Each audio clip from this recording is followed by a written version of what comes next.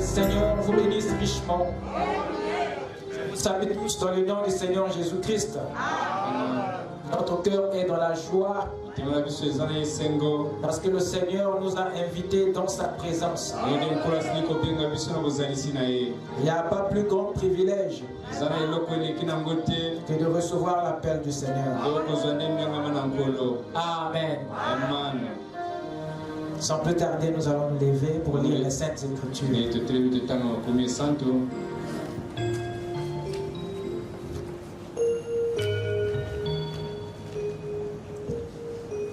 Je pense que chacun a sa Bible, n'est-ce pas?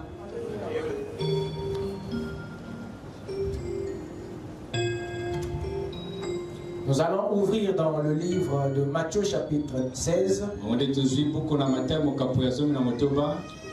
Le verset 19.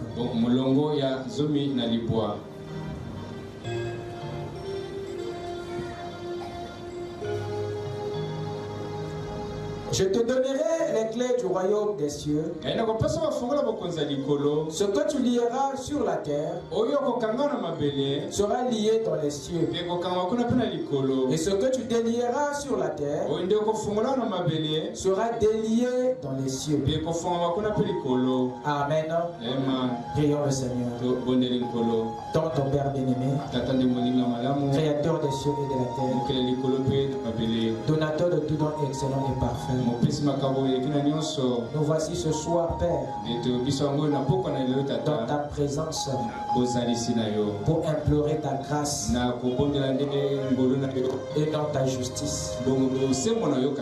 Donne, ô Dieu Tout-Puissant, nous regarder au travers de ton sang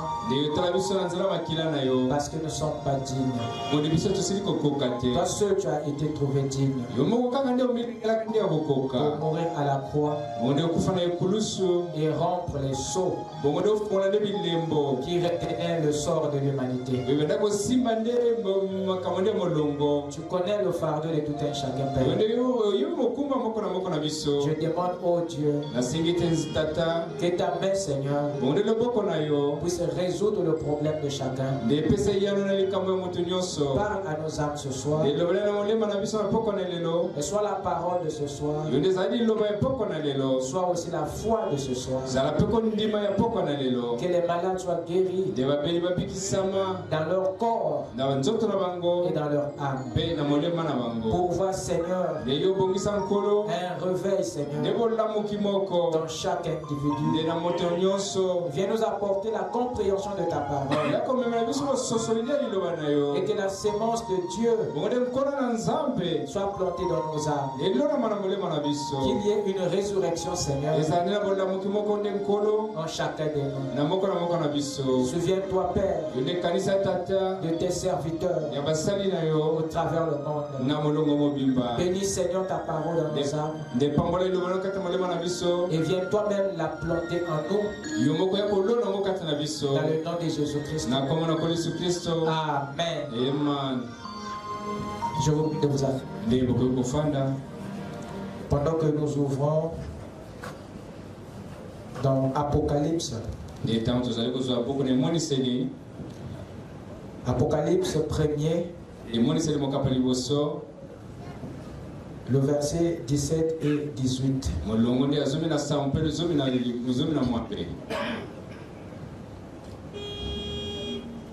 Quand je le vis, je tombais à ses pieds comme mort.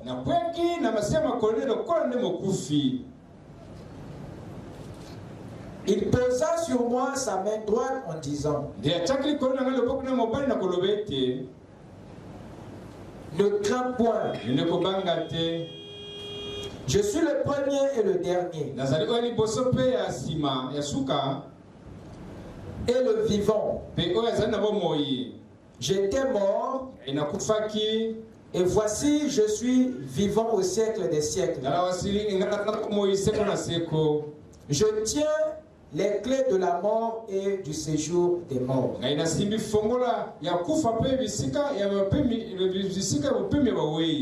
Amen.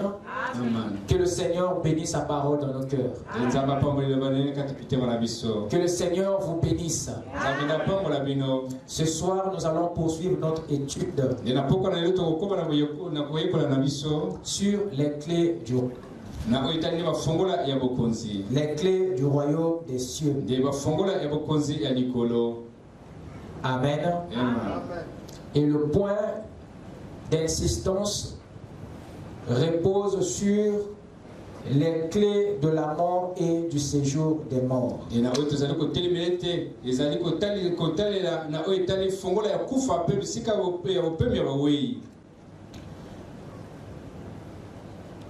Nous avons étudié dernièrement un point très important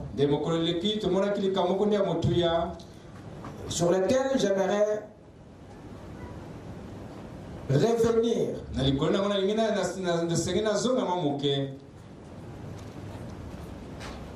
afin de poser comme des jalons pour ce que nous allons dire.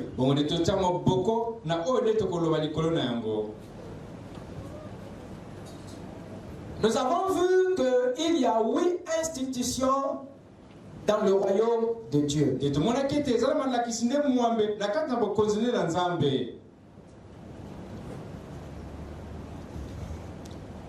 Et comme dans les royaumes terrestres, le royaume de Dieu n'est pas un royaume désordonné.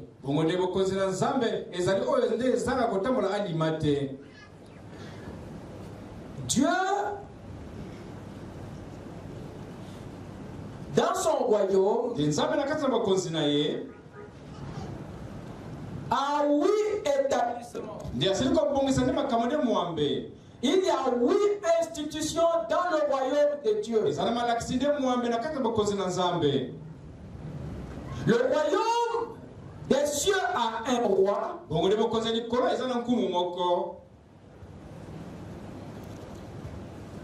Et ça, vous le verrez dans Hébreu 7, le verset 1 à 4.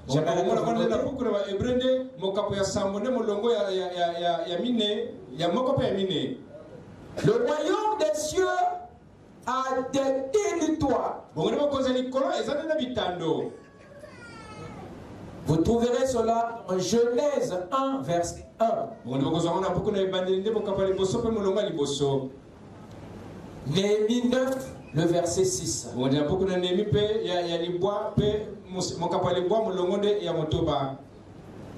royaume des cieux a un gouvernement. Dans Ésaïe 9, je crois, si je ne me trompe pas, il est dit là-bas, un fils nous est donné, un enfant nous est né, et le gouvernement. Dans d'autres versions, il est dit et le royaume. Et dans d'autres versions, il est dit et le gouvernement reposera sur ses épaules. Amen. Amen. Et dans Colossiens 1, verset 18, Paul nous donne une image des gouvernants, une image des esprits qui travaillent avec Dieu. Et là-dedans, on vous parle des dominations, des principautés, des dignités. Ce sont là des gouvernants, des ministres du royaume des cieux. Et vous faites partie de ces gouvernants. Le royaume des cieux a une population. Éphésiens 3, 14. Le royaume des cieux a une constitution. C'est la Bible. C'est la parole de Dieu. Vous verrez cela dans Exode 24. Exode 24, 12. Josué 1, verset 7 à 8. Apocalypse 10. Apocalypse 10. Verset 1 à 2. Le verset 8 à 11. Nous avons encore une culture dans le royaume des cieux.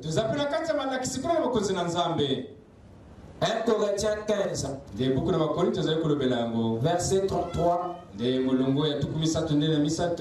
On parle de la culture. Comme Paul le dit, les mauvaises compagnies corrompent les bonnes mœurs. Les bonnes mœurs dont parle Paul, il ne parle pas de vos mœurs à vous. Il parle de la tradition du royaume des cieux. Il parle de la culture du royaume. Ça n'a rien à voir avec les mœurs des Téké, les mœurs des Congo. Paul ne parle pas de la tradition d'ici-bas, de la tradition du royaume de Dieu. Amen. Vous direz ça dans 1 Pierre 2, verset 12. Je pense que je dois avoir un problème avec les piles. Ça doit être des piles, on dirait que c'est fait. Vous verrez encore ça dans 1 Pierre 3, verset 13 à 17. Cette écriture que je donne parle de la culture.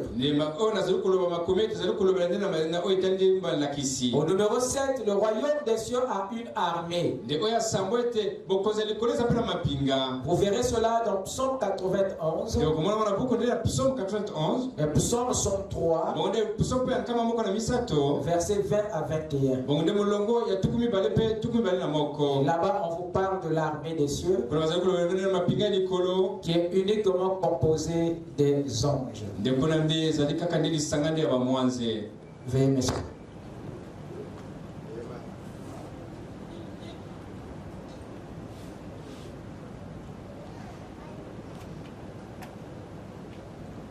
Alors. Et au numéro 8, nous avons le système économique. Le royaume des cieux a économique. Voyez-vous, un système qui gère les richesses et les ressources du royaume. C'est le grenier des bénédictions du royaume. Romains 10, verset 12. Philippiens 4, verset 19. 2 Corinthiens 8, verset 9. 1 Corinthiens 1, verset 5. 1 Corinthiens 4, versets 7 à 8. Je vous ai donné des références. C'est pour que vous développez, vous poursuivez l'étude. Amen. Je récapitule pour aller une bonne fois. Le royaume des cieux a 8 institutions. Dieu a un roi. Le royaume des cieux a un roi. Le royaume des cieux a des territoires. Le royaume des cieux a un gouvernement. Le royaume des cieux a une population. Le royaume des cieux a une constitution. Le royaume des cieux a une culture. Le royaume des cieux a une armée. Le royaume des cieux a une économie. Je parle de ces institutions parce que c'est d'elles que vient le problème que nous traitons ce soir. C'est d'elles que vient ce à quoi l'humanité est confrontée aujourd'hui. La mort et le séjour des morts. De la constitution, la 5e institution du royaume, découlent les lois et les principes qui ont amené la mort. Suivez-moi bien. Suivez-moi bien. De la 5e institution découlent les lois et principes qui ont amené la mort. Et de la 2e institution, les territoires viennent la dimension des tourments appelés séjour des morts.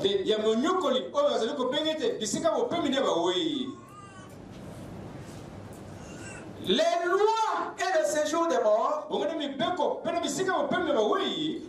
lois et le séjour des morts étaient des mesures de correction, des mesures de discipline, des mesures de jugement que Dieu avait prévu. Je dis bien prévu, c'est-à-dire vu d'avance, que Dieu avait prévu pour les hors la loi, c'est-à-dire les esprits rebelles, les esprits incrédules du royaume. Amen. Amen. Amen. Amen. La constitution gère les lois Deutéronome et les territoires hébergent le séjour des morts. Je répète, la constitution gère les lois Deutéronome et les territoires hébergent le séjour des morts. Allons-y dans le prophète. Prenez avec moi dans le lieu d'adoration. Nous allons aller pas à pas. Le lieu d'adoration. Vous êtes avec moi? Amen.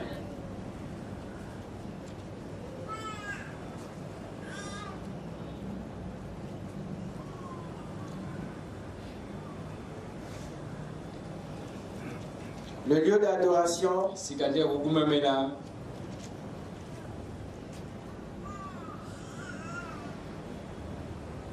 prêché en 65, Le 25 du 4e mois.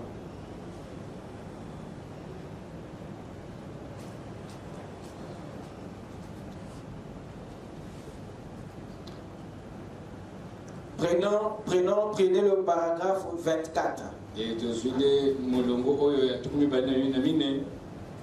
Le prophète dit ceci. Deutéronome, c'est un mot grec qui signifie deux lois. Le mot Deutéronome, c'est un mot grec qui signifie deux lois.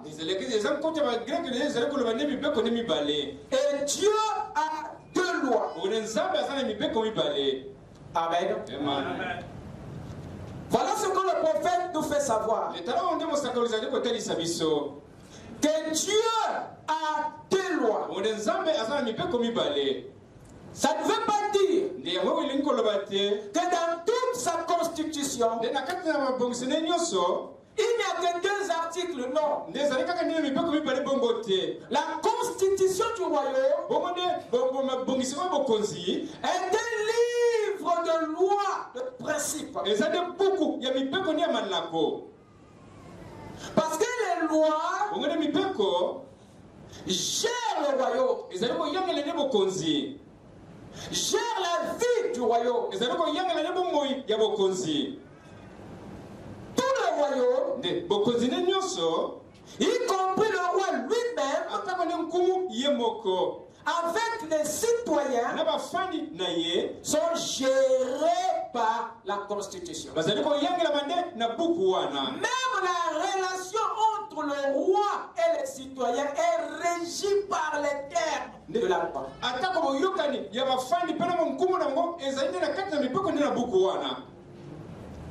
Voilà pourquoi je vous ai dit au départ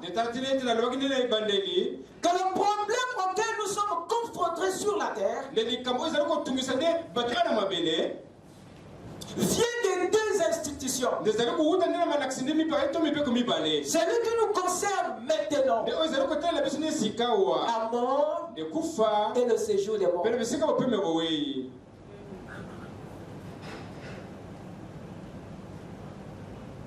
De la Constitution, nous avons les lois.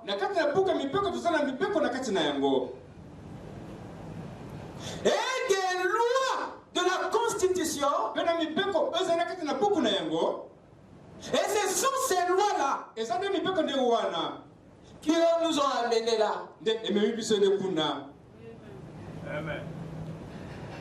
Quant au séjour des morts,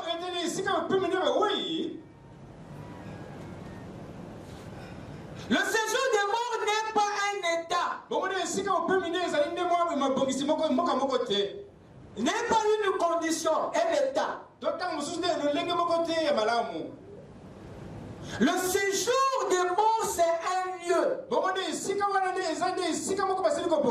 Par contre, la mort, c'est un état d'âme ou de corps.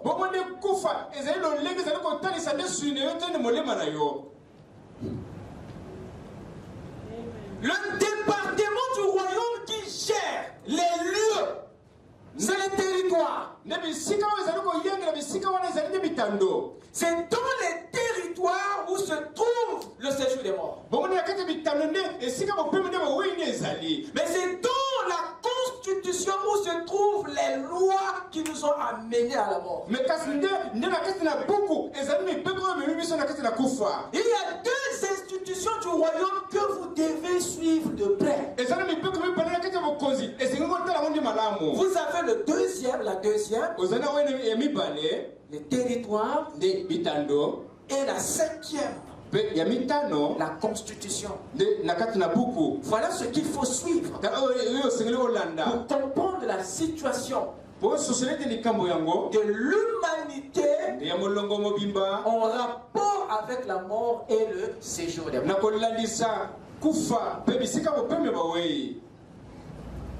Dieu avait prévu deux articles dans sa constitution. Et ces deux articles, ou ces deux lois, Dieu les appelle les lois Deutéronome.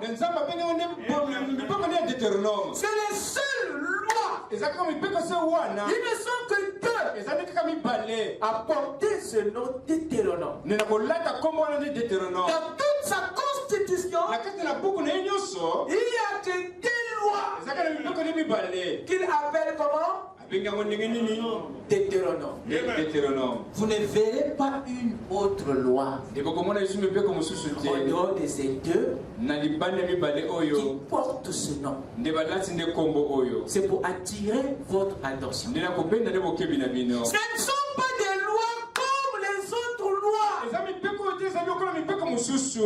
que leur nom doit vous révéler leur distinction. Amen. Dans la Constitution, il y a des lois. Et ces deux lois sont des lois graves. Sont des articles sérieux dans le royaume. Et c'est pas au hasard qu'il se trouve dans notre constitution. Dieu avait déjà une idée de l'avenir.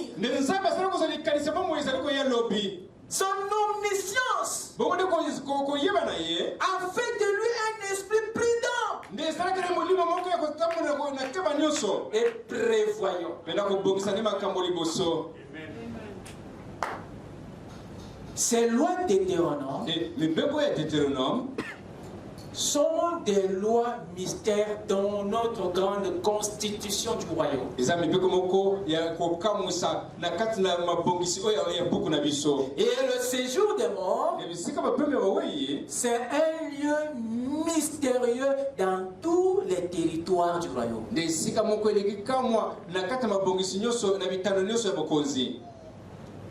Que le monde connaît très peu. Alors remarquez, parlons d'abord des lois Deutéronome de la Constitution. Le prophète dit ici, Deutéronome c'est un mot grec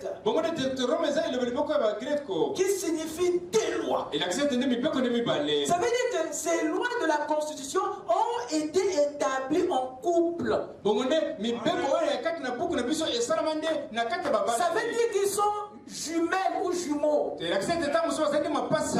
ne peux pas traiter avec l'un sans traiter aussi avec l'autre. Dieu les a placés comme ça dans sa constitution. Quelqu'un m'écoute? Il dit ce sont lois Deutéronome.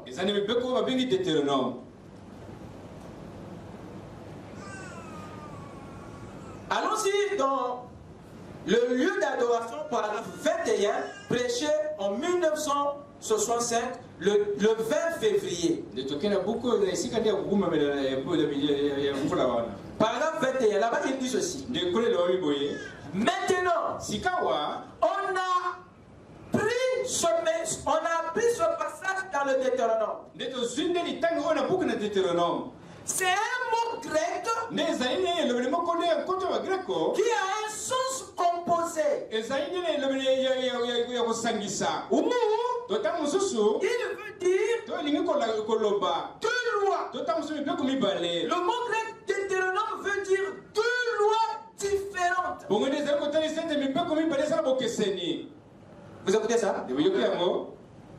Et c'est exactement ce que Dieu a.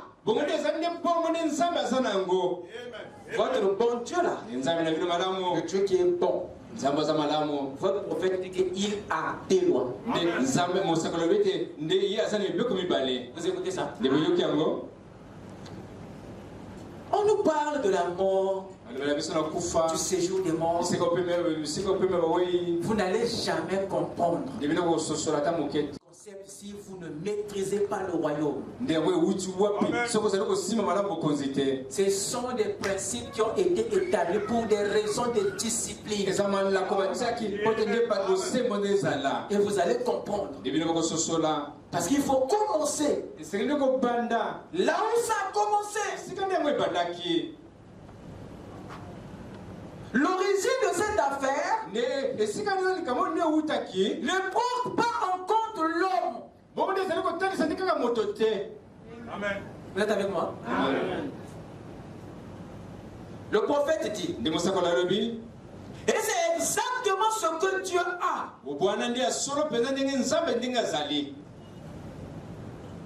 Deux lois différentes.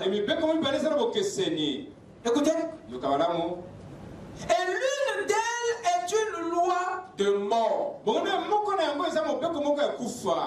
Vous écoutez ça? Amen. Dieu a une loi de mort. Ah, Dieu c'est la vie, oui. Dieu c'est la vie. Il a aussi une autre loi. Il dit, l'une d'elles est une loi de mort. Et l'autre est une loi de vie. Dieu a deux lois. Le suivre et le servir et l'adorer, c'est la vie. Rejeter ça, c'est la mort. Il y a deux lois en Dieu. Je répète, je dis ça pour les théologiens. Il y a deux lois en Dieu. Votre prophète qui le dit. Il ne dit pas en dehors de Dieu. Il y a deux lois où? En Dieu. Amen. Amen. Allons-y dans le lieu d'adoration de ce 65. La même prédication. Prenez maintenant le paragraphe 24. Maintenant, nous voyons ces deux lois dans le Deutéronome, où il est question de deux lois. Il y avait deux lois. Écoutez, l'une était la loi de la mort, l'autre la loi de la vie. Au fur et à mesure qu'on descend, le langage du prophète est en train de s'éclaircir. Ici, il dit qu'il y avait deux lois. L'une était la loi de la mort et l'autre la loi de la vie. C'est-à-dire, il y a une loi qui amène à la vie, ou qui maintient la vie. Il y a une autre qui active la mort. Vous écoutez ça? Avançons. Allons-y dans le lieu d'adoration de 1965. Prêcher le 4e mois, le 25 du 4e mois.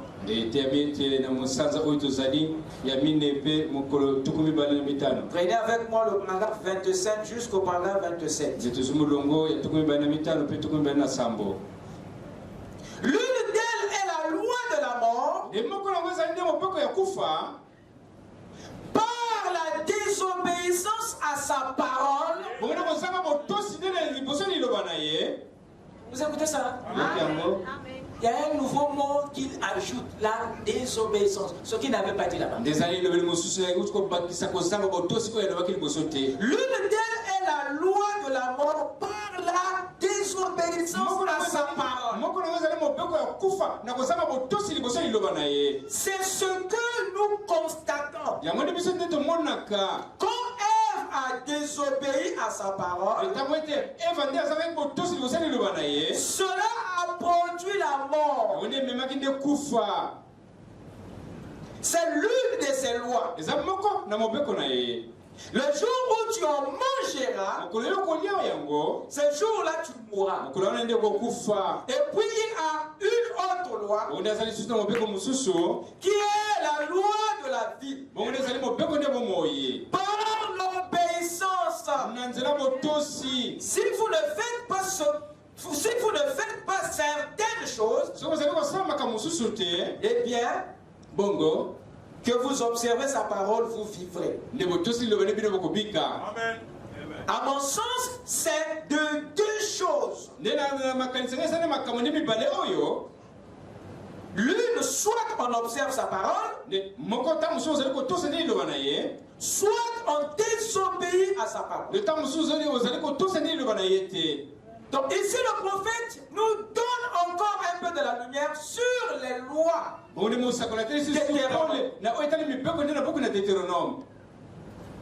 Il a commencé par nous parler de la mort et de la vie. Ensuite, il nous parle de la loi de la mort et la loi de la vie. Et en bas, il dit maintenant que la loi de la mort, c'est la désobéissance. La loi de la vie, c'est l'obéissance. Ce qui fait de la mort une conséquence de la désobéissance. La mort n'est pas une création, mais une conséquence de la désobéissance. J'allais dire la mort n'est pas une création de Dieu, mais la mort est une conséquence de la désobéissance. C'est la désobéissance qui donne la vie à la mort. Donc la mort était là, mais elle n'était pas encore en vie. Mais il y avait un bouton quelque part. Quand vous l'appuyez, vous activez la mort. Vous donnez la vie à la mort. Mais aussi longtemps que vous n'appuyez pas ce bouton, la mort ne peut pas vous faire quelque chose. Est-ce que je parle à quelqu'un? La mort est inoffensive. Tu peux jouer avec elle. Et si longtemps que tu ne le réveilles pas, mais lorsque tu appuies le bouton qui le sort de son sommeil, c'est pour le ramener maintenant au lit. Qui est un problème. Amen. Amen. La mort, c'est le fruit de la désobéissance. Et la désobéissance, qu'est-ce que c'est? La désobéissance, c'est ça le péché. Amen. La désobéissance, c'est ça la rébellion.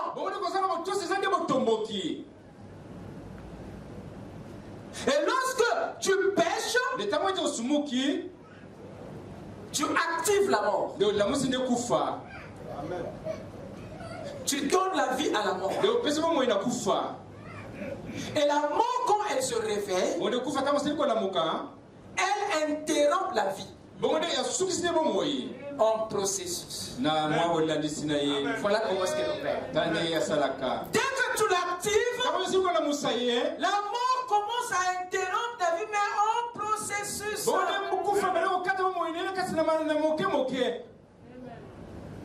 Amen. Amen.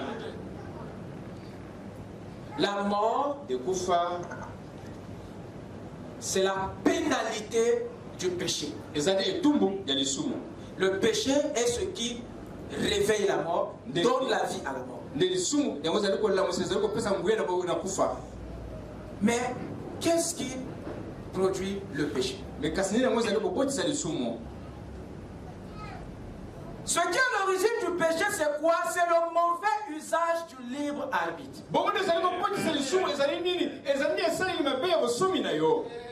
Il nous a été donné le libre choix, le libre arbitre. Mais le mauvais usage du libre arbitre, amène le péché, et le péché amène à la mort. Et une fois que tu es tué par la mort, tu ne peux plus vivre au milieu des civilisés. Parce que tu as la lèpre. On doit t'écarter. Pour te mettre là où il y a les lépreux. Alors là, il faut trouver maintenant un lieu approprié pour ceux qui sont tués par la mort. Et c'est là où on t'envoie dans le séjour pas des vivants, de ceux qui sont tués par quoi? Le péché. Le séjour des morts, c'est là où on envoie pas les vivants, les âmes qui sont dans quel état? Mort. Amen. Tu peux être mort pendant que tu respires. Vous écoutez ça? Amen. Croyez-vous que Lucifer est déjà mort? Lucifer est déjà mort. Bien qu'il court les rues. Il est déjà mort. Parce que la mort agit en processus. Il sait que son temps est compté. Vous écoutez ça? Il sait que sa fin est proche. Dès qu'il a péché, le chrono de la mort est activé. Son espérance de vie est déjà réduite. Il sait, la Bible dit, il sait qu'il n'a que peu de temps. La Bible dit que le diable sait. Ça veut dire qu'il est conscient que la mort agit en lui. Ce qui reste, c'est seulement la disparition. Mais nous avons un esprit qui nous attaque tous les jours et qui est en train d'aller à la mort, mais qui marche encore. Amen. Et comme cet esprit est déjà dans cet état, il faut qu'il aille en son lieu. Quelqu'un m'écoute? Regardez ce que nous allons encore lire ici. Nous allons aller dans le seul lieu d'adoration. Paragraphe 76. Maintenant, le mot Deutéronome, le mot lui-même signifie deux lois. Le mot Deutéronome, et Dieu a deux lois. Les deux lois, l'une d'elles est la désobéissance à la parole et mourir, et l'autre est l'obéissance à la parole et vivre. Ce sont les deux lois et Deutéronome qui signifient des lois. Nous avons vu ces deux lois être clairement démontrées dans les Écritures. L'une d'elles est la mort, l'autre est la vie. La vie et la mort. Vous écoutez ça? Allons-y donc. Pourquoi suis-je contre les religions organisées? Paragraphe 233. Maintenant, regardez. Dieu doit juger le monde par quelque chose. On ne peut pas avoir de jugement avant d'avoir premièrement une loi. Amen. Donc lorsque Dieu a prévu les lois de Deutéronome dans sa constitution, c'est parce qu'il avait derrière la tête le jugement. Il avait l'intention de corriger. Il avait l'intention de discipliner. Qui est quoi? Les esprits de son royaume. Il était persuadé qui se pourrait d'un moment à l'autre, pour une raison ou une autre, qu'ils naissent des rebelles. Pour qu'ils ne soient pas surpris, Dieu prévoit dans sa constitution les lois qui vont protéger son royaume, les citoyens fidèles et la relation des saints avec lui. Alors il établit ces lois parce qu'il savait qu'il fera usage à un jugement. Alors si les lois ne sont pas établies, sur base de quoi il va juger les hors-la-loi? Il faut qu'il prévoie d'abord les lois pour que les hors-la-loi viennent à la barre. Donc il n'y a pas de jugement s'il n'y a pas d'abord des lois qui ont été établies. Toutes les lois Deutéronome. Amen. Amen.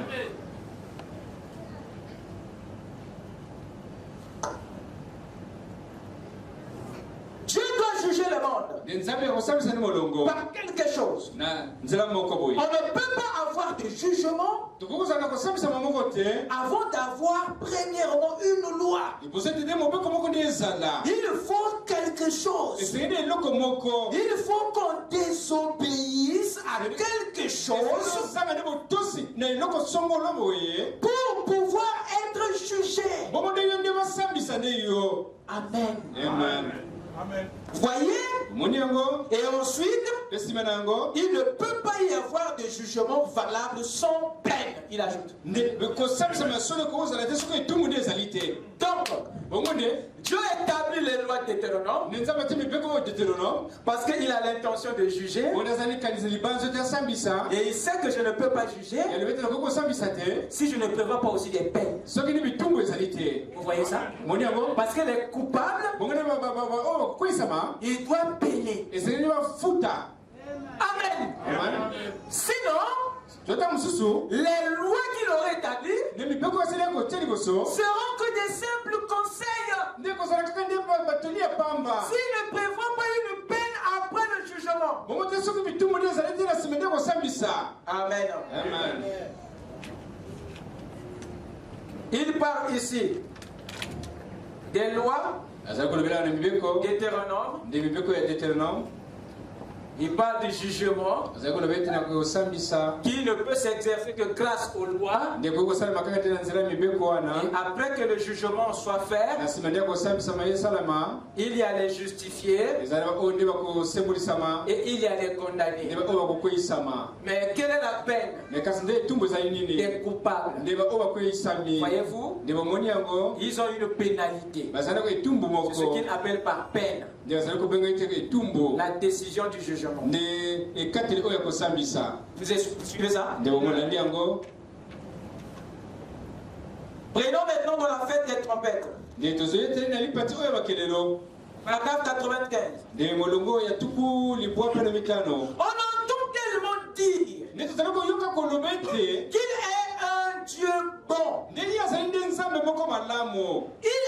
un Dieu bon. Mais puisqu'il est bon, il doit être juste. Comprenez-moi et comprenez les Écritures. La bonté va de pair avec la justice. Si tu es bon, tu dois aussi être juste. Tu ne peux pas être juste si tu n'as pas les lois. En réalité, quand Dieu vous appelle les justes, qu'est-ce qu'il veut dire par là? Des gens qui manipulent la loi. Un juste, c'est un ce qui traite avec les lois. C'est ton respect que tu as de la loi qui fait de toi un homme juste. Parce que tu es juste par rapport à ton alignement aux lois. S'il n'y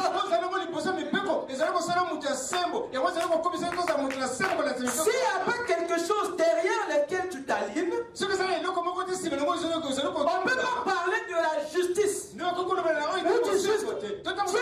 Par rapport à quoi?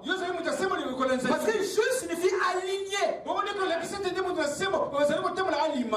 dit appliquer la justice, ça veut dire appliquer l'alignement. Donc aligner les choses conformément au texte.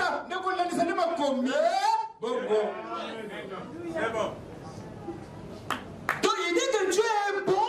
Et frère madame dit que Dieu ne peut pas être bon s'il n'est pas juste. Donc la bonté de Dieu est en rapport avec la loi, pas avec la grâce.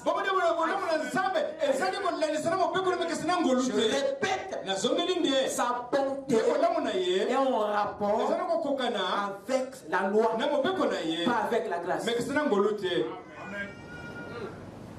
Tu vas jouir de sa bonté parce que tu as observé une loi quelque part. Voilà pourquoi il t'ouvre son cœur. Tu as respecté un principe quelque part. Regarde bien. Et quand tu appliques ces lois, que tu sois conscient ou pas, automatiquement Dieu te révèle sa bonté. Amen. Amen. Et ça, la religion ne connaît pas ça. Voilà pourquoi il transforme Dieu en mascotte, en enfant de course. Seigneur, fais-moi ceci. Seigneur, fais ceci. Il pense que Dieu c'est un enfant de course. Parce qu'ils méconnaissent ses principes. Ils ne savent pas que Dieu est géré par des lois. Amen. Il dit ceci, la fin des trompettes. Puisqu'il est bon, il doit être juste. Puisqu'il est bon, il doit être comment? Juste. Donc il ne peut pas être bon sans être juste. Sa bonté l'oblige d'être juste. Sa bonté l'oblige d'être derrière sa loi. Il n'y a pas de bonté sans justice. Madame dit il n'y a pas de bonté sans justice. Il n'y a pas de justice sans loi. Il n'y a pas de justice sans loi. Virgule sans peine. Virgule sans sanction. On va où là? Est-ce que vous suivez? Vous voyez le chevauchement? On va vers la souffrance là. Du Dieu bon à un Dieu correctionnel. Il n'y a pas de bonté sans justice. Il n'y a pas de justice sans loi. Il n'y a pas de loi sans peine.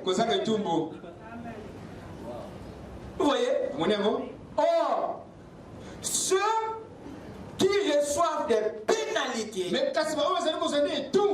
pour avoir péché, brisé la loi, ne vivent pas au milieu des autres. On les envoie dans des endroits de correction. C'est là où maintenant intervient le séjour des morts, qui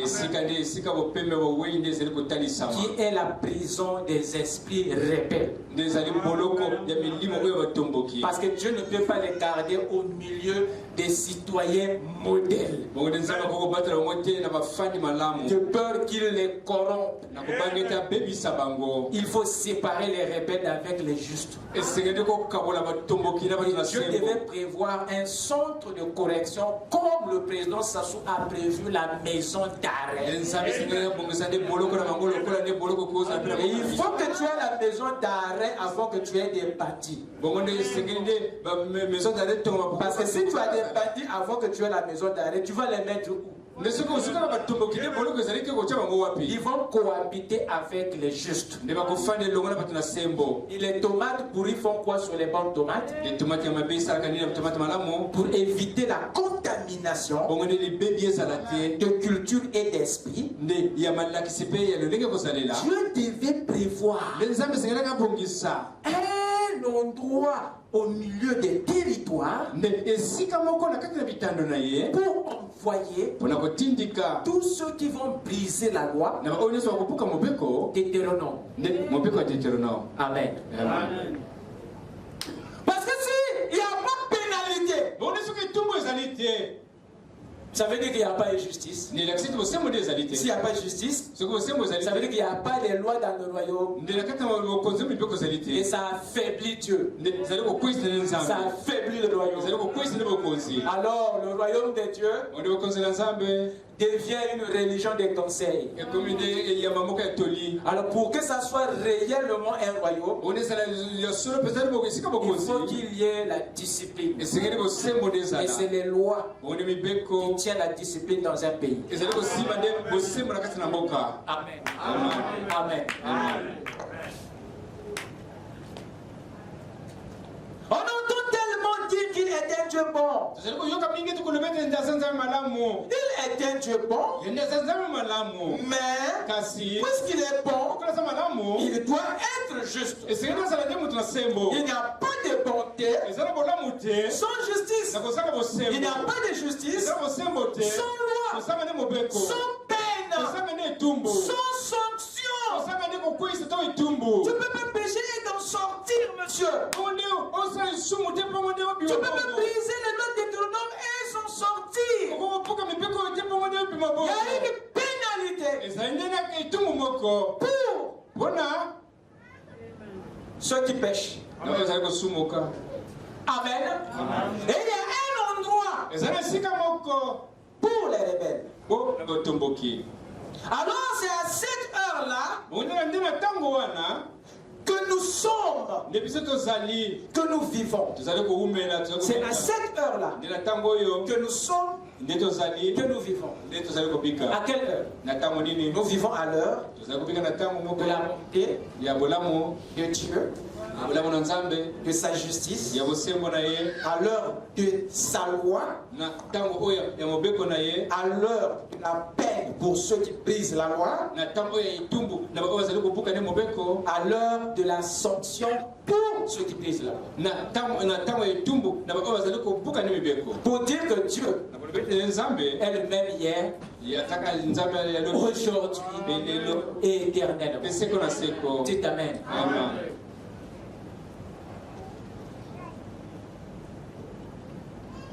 Allons-y sur les ailes d'une colombe.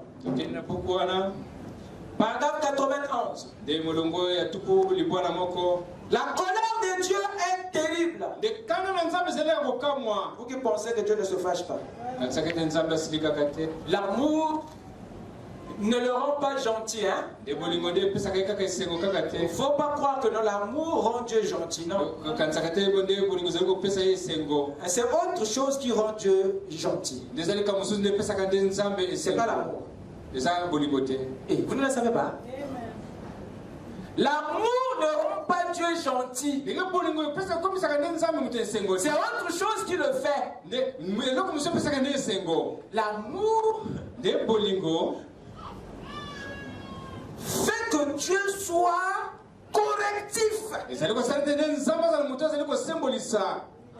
Et l'amour l'oblige à être correcteur. Il y a une autre chose qui le donne le sourire. Mais l'amour le pousse à nous corriger. La colère de Dieu est terrible. Son amour est pur et divin. Et sa colère est tout aussi divine que son amour. Parce qu'étant juge, il doit exercer exercer quoi? Le jugement. C'est un législateur. Et une loi sans pénalité n'est pas une loi. Donc Dieu ne peut pas établir les lois de Deutéronome s'il n'y a pas aussi prévu une pénalité. Quelqu'un m'écoute? Amen. C'est un législateur. Et une loi sans pénalité n'est pas une loi. Il doit donc y avoir pénalité quand il y a loi. Quand vous transgressez les lois, vous devez alors en subir la pénalité. Et la mort, c'est la pénalité du péché qui est la désobéissance. Et quand vous péchez, vous désobéissez à la parole, alors la pénalité de ça, c'est la mort. Amen. C'est pas Dieu, mais vous. Quand vous péchez, vous activez. Donc le péché est la loi qui pervertit la vie qui est en vous. Le péché transforme votre vie en mort. Le péché déclenche l'interruption de la vie en vous. C'est pas Dieu, mais c'est cette loi que tu actives qui commence à interrompre la vie. Et c'est ça la pénalité du péché. Amen. Pour ne pas pécher, afin que la mort ne soit activée dans ta vie, la meilleure façon pour ne pas pécher, c'est de chercher à faire bon usage de ton libre arbitre. Cherche toujours à faire bon usage du libre arbitre pour éviter de réveiller la mort. Amen. Le problème c'est là. Comment faire bon usage du free moral agency? Comment livrer le moi à Dieu? Amen. Amen. C'est ce qui est si difficile à l'homme. Parce que tout le monde veut être au volant. Très peu veulent laisser le volant à Dieu. Voilà pourquoi nos chances de péché sont grandes. Et la mort trouve toujours des gens qui frappaient. Parce que nous tous, on veut être au volant. Personne ne veut se retirer. Pour dire au Saint-Esprit de conduire. Quand le Saint-Esprit conduit, qui te condamnera de péché? À ce moment-là, comme il n'y a plus de péché en toi, la mort n'a plus de pouvoir sur toi. Parce que la mort frappe ceux qui pêchent. Mais comme tu n'as pas péché, parce que tu sais ce qui amène le péché, toi tu répares à la source. Tu prends le libre arbitre, tu le cèdes au Saint-Esprit.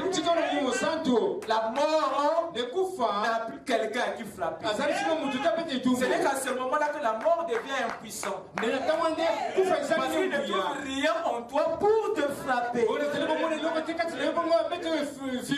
la vie en toi garde son cours. Rien ne peut l'interrompre. Parce qu'il n'y a pas le péché en toi. Tu n'es pas un ouvrier de l'iniquité. Alors rien ne peut interrompre ta vie. Je parle à moi-même. Amen. Dieu l'a placé, mais toi tu l'as activé. Donc la mort existait, mais sauf qu'elle n'était pas encore en vie. Comme Dieu dit que si tu manges, le jour où tu mangeras, tu mourras. Dieu parlait de quelque chose qui était réel. La mort était, quand Dieu le disait, la mort était réelle. D'ailleurs, ça n'a pas commencé avec l'homme. Vous êtes avec moi? On va toucher l'homme après. Parce que cette affaire dont nous parlons, là, la mort, le séjour de mort, ça a commencé en dehors de l'homme. Je répète. Quand on vous parle de la mort et du séjour de mort, ce n'était pas votre affaire. Vous n'étiez pas concernés. Vous écoutez ça? Ce n'était pas notre affaire. Mais nous avons été embarqués dedans. Parce qu'il y a un homme qui n'était pas satisfait de s'y rendre ou de mourir lui seul et de s'y rendre en prison lui seul. Votre Bible dit que l'enfer et les temps de feu a été créé pas pour les hommes, mais pour le diable et ses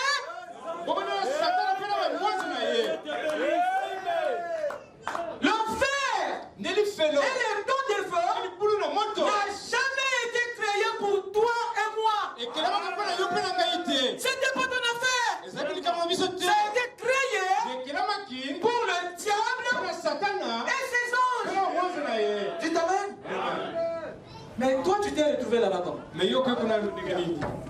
Ça c'est la première question. La deuxième question. À quel moment ça a été créé? Troisièmement, pourquoi ça devait concerner uniquement les anges et pas les hommes? Voilà des bonnes questions à traiter. Ça c'est un exercice à faire à la maison que je vous donne. Amen. On est à l'université de la parole. Amen.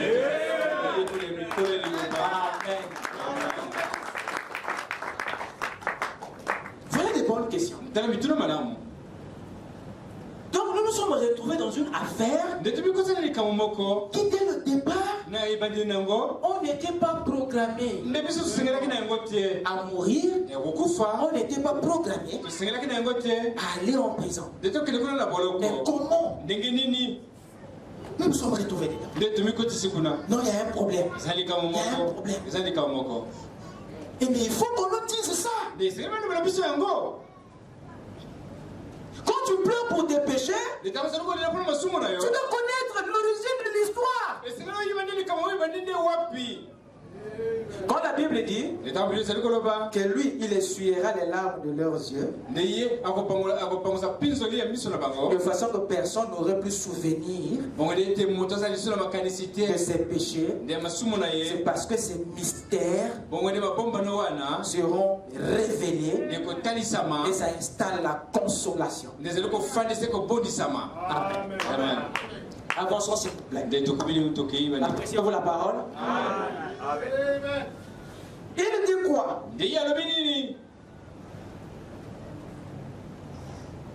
Quand vous transgressez les lois de Dieu, vous devez alors en subir la pénalité. Ça, c'est ce qu'il nous dit ici dans la prédication Les ailes d'une colombe, paragraphe 91. Allons-y dans le Dieu. Avant cela, dans Romains 1, verset 18.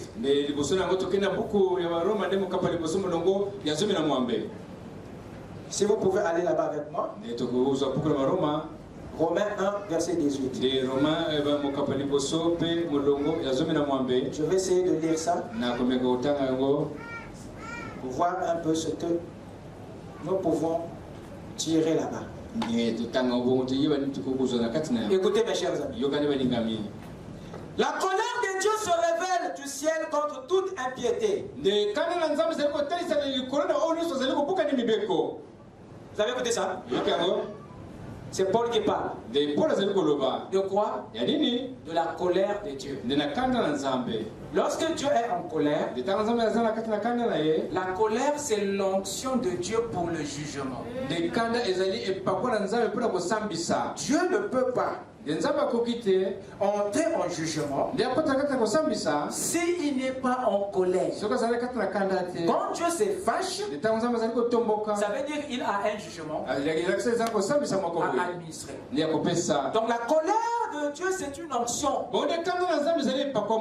C'est ça l'onction même du lion. Pour le jugement, Dieu n'est jamais gentil. C'est là où madame, vous allez rencontrer un homme aux yeux rouges. Alors que hier ses yeux la noyaient des larmes. Mais là, c'est compliqué parce qu'il est dans son costume de juge. Et Paul dit ici que la colère de Dieu se révèle où? Du ciel. Contre quoi? Toute impiété. Les amis, je vous en prie. Ce verset concerne les hommes et les anges. Non, je ne l'ai pas bien dit. Concerne les anges et les anges. La première partie concerne les anges. C'est la deuxième partie de ce même verset qui concerne les anges. Pourquoi?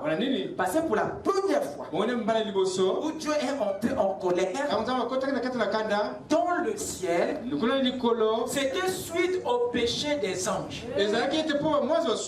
Pour la première fois que Dieu est entré en colère, le premier jugement, Dieu ne l'a pas rendu en Éden. Ce que vous avez vu en Éden, le tribunal qui s'était monté en Éden, là où Dieu jugeait l'homme et la femme, ce n'était qu'un deuxième jugement. Le premier avait commencé au ciel. Le premier esprit à mettre Dieu en colère, c'était les anges.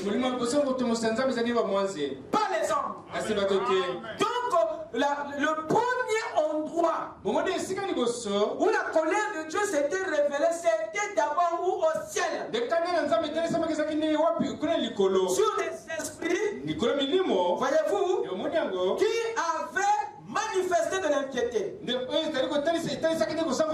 colère de Dieu se révèle du ciel contre toute impiété. L'impiété, c'est l'inconduite des anges ou au ciel. Écoutez maintenant le prophète là-dessus. Qu'est-ce qu'il nous dit? Allons-y maintenant dans le Dieu de cet âge mauvais. Paragraphe 80. Remarquez ce qu'il va faire. Le royaume plus beau que celui de Michaël. Vous écoutez ça? Le prophète dit que le péché n'a jamais commencé sur la terre. Mais le péché a commencé dans le ciel. Et c'est un ange qui avait commencé cette affaire. Il donne son nom ici, Lucifer. Or, le péché, c'est la désobéissance. Or, la désobéissance, c'est quoi? C'est la rébellion. Et la rébellion, c'est quoi? C'est le mauvais usage du libre arbitre. Or, le prophète de Dieu dit qu'à tous les anges, il leur a été donné le libre arbitre. Voilà la plus grande tentation pour Lucifer. Et le jour où il a développé une pensée contraire à la volonté d'Élohim, alors cela a fait de Lucifer, Satan. C'est sa pensée. C'est l'usage du libre arbitre qui l'a changé en quelque chose d'autre. Alors, qu'est-ce qui s'est passé? Le ciel, c'est là où le péché a commencé. Or, si le péché a commencé au ciel, ça veut aussi dire que la mort a été activée au ciel. La mort n'a pas frappé sur la terre. La mort a été réveillée au ciel. Et c'est le péché d'un ange qui a activé la mort. Et depuis que Lucifer a péché, la mort était amenée à la vie. Et c'était dans sa propre vie que la mort commençait à fonctionner. Et lorsqu'il a péché, alors Lucifer commençait à dépérir. Parce que la mort qu'il a activée par sa désobéissance avait commencé à fonctionner en lui. Alors Dieu ne pouvait pas le garder au ciel parce qu'il était déjà contaminé. La mort agissait maintenant en lui. Il faut l'expulser pour que la mort ne se réponde pas. Est-ce que quelqu'un m'écoute? Alors, dès ce moment, Lucifer était conscient que le temps de vivre est maintenant compté. Et là, je sais maintenant que je commence à perdre la vie. Parce que le péché, oh, dites amen, commençait à interrompre. Et le temps lui était maintenant compté. Et Dieu, comme il a péché, alors il faut l'expulser de la ville et l'envoyer là où ville est hors la loi. Et le séjour des morts, après exister la mort, le séjour des morts a existé avant la mort. C'est quand le péché a frappé les anges que Dieu les a précipités dans les ténèbres. La Bible dit il fut précipité dans les abîmes de ténèbres. C'est une dimension spirituelle qui était déjà là au milieu des cieux. La Bible dit au commencement, je créai les cieux et la terre. Et la cinquième dimension, c'est une dimension des cieux. C'est une dimension des cieux. C'est une prison des esprits ou des âmes. Et quand Lucifer a péché, la mort a été rendue vivante en lui. Voilà pourquoi son espérance de vie commençait à diminuer. Et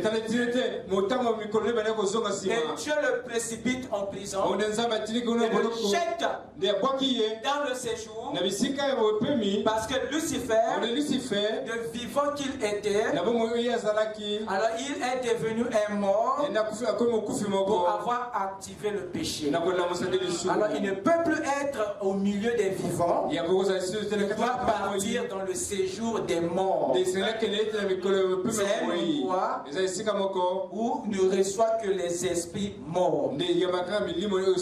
Or, la loi d'Hétéronome dit quoi? L'âme qui pêche, c'est l'âme qui mourra.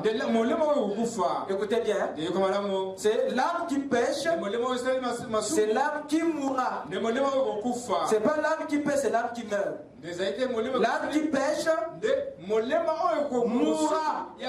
Ça fait appel à un processus. Il n'a pas dit que le corps qui pêche, l'âme qui pêche. Alors Lucifer était l'esprit. Quand il a péché, en désobéissant à la parole du royaume, automatiquement, la mort devait être activée et le séjour des morts devait le recevoir. Amen. Que le Seigneur vous bénisse. Le temps est parti. Vous serez là mardi.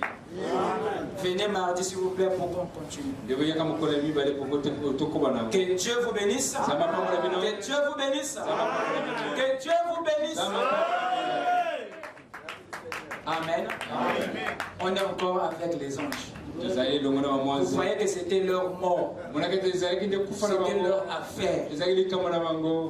Mais cette mort-là était descendue sur la terre dans la personne de Lucifer. Vous comprenez ça? Quand il descend en Éden, c'était le tabernacle de la mort. Et il a travaillé pour pousser l'homme à pécher, afin que la mort soit aussi activée dans l'homme, afin qu'il le reçoive dans le séjour des morts. Voilà la stratégie de Satan. Que Dieu vous bénisse. Soyez là maintenant. Amen. Je vous ai donné l'historique du péché et du séjour. Lèvons-nous. Amen. Avec nous tête inclinée. Tu es digne, tu es digne. Tu es digne de louange. Tu es digne, tu es digne. Tu es digne de louange. Tu es digne, oh. Tu es digne de louange. Tu es digne, oh. Tu es digne de louange. Tu es digne, tu es digne. Tu es digne de Jésus, tu es digne, tu es digne, oh. Oh, toi, tu es digne, oh. Tu es digne de Jésus, tu es digne, oh. Tu es digne de oh, la vie que tu m'as donnée, le Saint-Esprit que tu m'as donné, que tu m'as donné. Oh, tu es digne, oh, frère Gérard. Jésus, tu es digne, oh. Tu es digne de toi, tu es digne, oh. Tu es digne de que chacun offre une prière à Dieu pour ce qui le concerne. Prions le Seigneur.